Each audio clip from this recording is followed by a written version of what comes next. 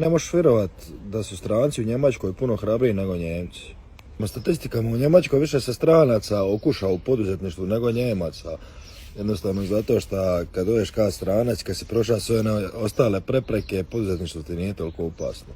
A opet mi kao stranci imamo neke posebne stvari koje Njemci nikad neće doživjeti kao poduzetnici. Pod broj 1 to je jezik.